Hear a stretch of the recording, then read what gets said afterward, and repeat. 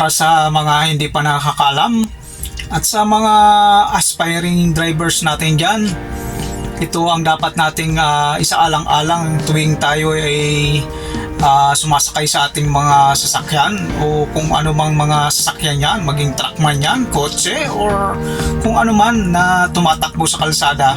Ito ay laging yung tatandaan at maging aware kayo lagi. So panoorin nyo ito guys para magkaroon kayo ng konting kaalaman. Isang tip para sa inyong lahat, para sa inyong kaligtasan. Lagi nyong i-check yung inyong dashboard kasi dyan yung makikita kung may problema yung inyong mga dinadalang sasakyan o wala. Yan, nakikita nyo yung lahat ng mga indicator na yan. So ibig sabihin yan, may isang problema dyan. Kapag yan ay hindi nawala, ayan, magduda na kayo, dapat ipacheck nyo yung sasakyan.